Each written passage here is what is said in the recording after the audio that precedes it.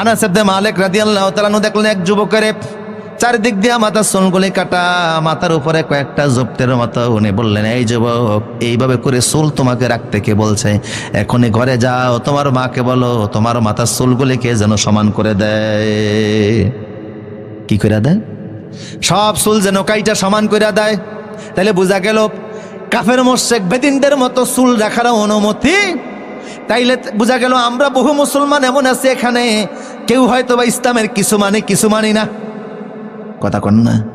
কারণ আমার ইসলামে চুল রাখার বিধান আছে না নাই? টয়লেটে যাওয়ার বিধান আছে না নাই? কথা কন না কা?